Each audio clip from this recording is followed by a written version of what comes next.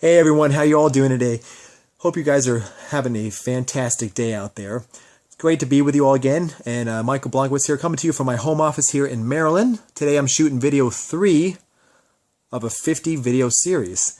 So welcome, and hope to see you guys in the future videos. Today we're going to be talking about the title of my video here, which is Life Begins at the End of Your Comfort Zone. Comfort zone. So let's break it down here. Let's get to the basics. What is a comfort zone?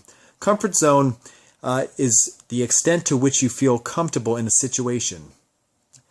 Sounds very basic, right? Stepping outside of your comfort zone is doing something that scares you, something you wouldn't usually do or is outside of your normal routine.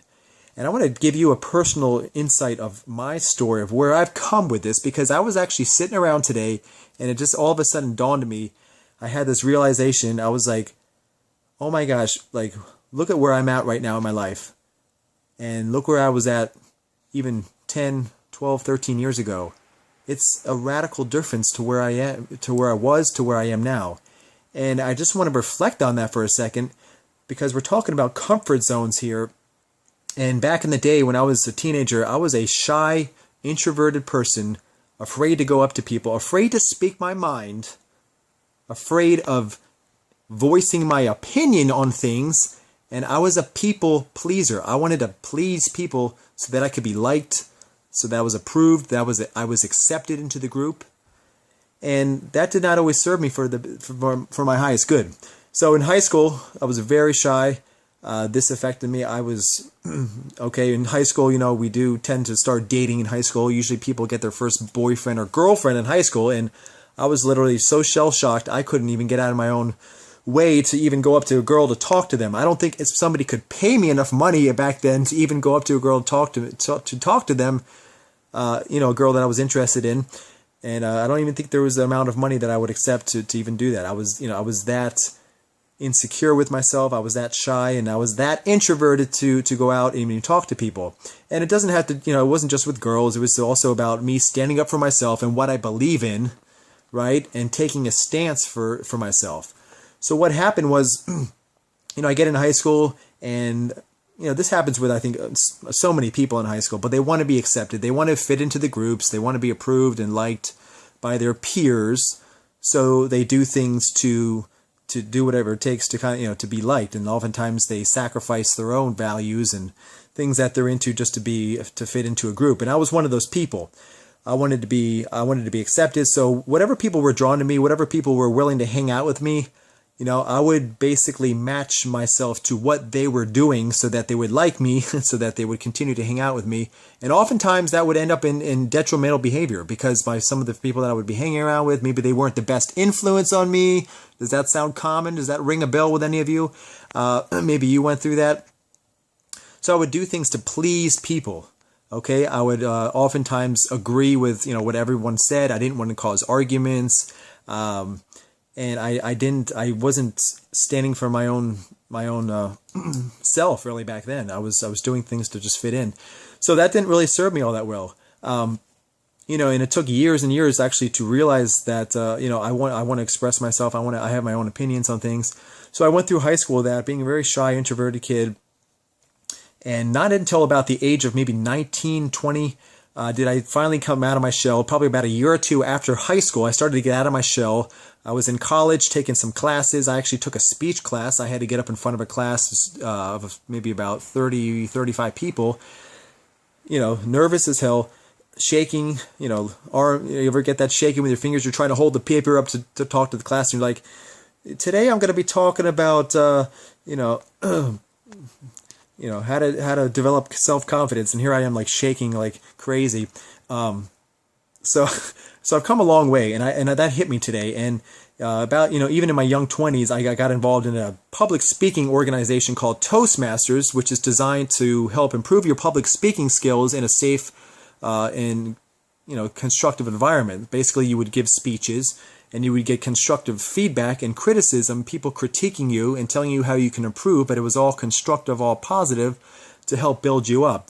And, you know, that really, I recommend that for anybody that may have a fear of public speaking, which I believe public speaking, if I'm not wrong here, is still the #1 fear. It's more feared than death. So if I recommend anybody that's looking to overcome that fear to get involved in Toastmasters. Excellent organization. But the comfort zone, life begins at the end of your comfort zone, and it's a funny thing. It's like, well, how do you stretch your comfort zone? You have like this little comfort zone circle here. How do you get past that breaking point, right? You do things that you feel a fear towards, or you're scared to do, right? You step into that fear. I like to say, feel the fear and do it anyways.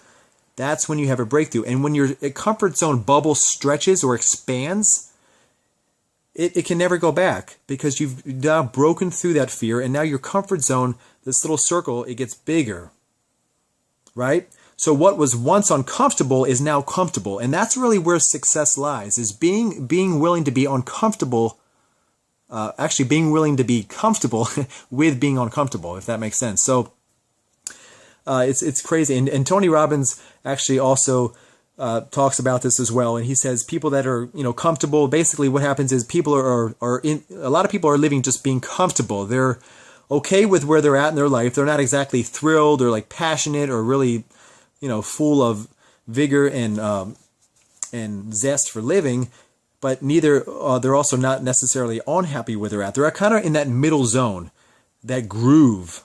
And also Tony Robbins, he refers to it as a groove or a grave, because in a way you actually kind of feel dead inside because you're not growing. And an interesting thing, if you've ever noticed out in the cycle of nature, what happens out there, if things that are in nature, animals, plants, if those things are not contributing to the cycle of nature, they will be eliminated. That is like a law of nature. That just is a law.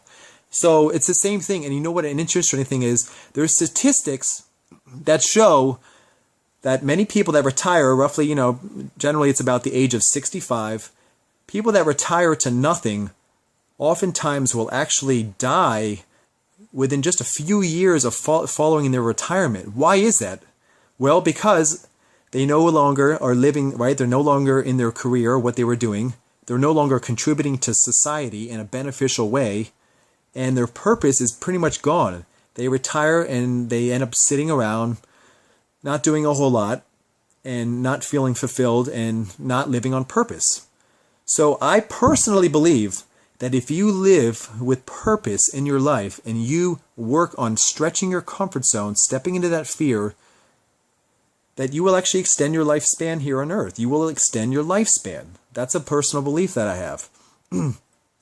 So getting back to that, basically, that's a personal belief I have. You'll extend your lifespan.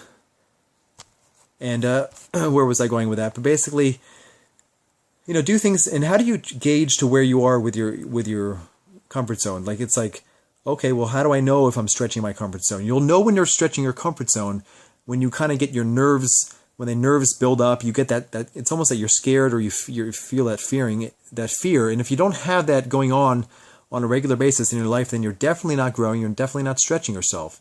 So my video here today, my intention was to get this message out to you, spark a fire underneath you to just take action in an area of your life. And it could be doing these videos like I'm doing. You don't have to do videos, but these videos have literally changed my life, because I'm out here now getting myself out there, letting people know, letting people into my life, knowing who I am as a person, expressing my voice, my opinion, and they've literally changed my whole entire life in a very beneficial way.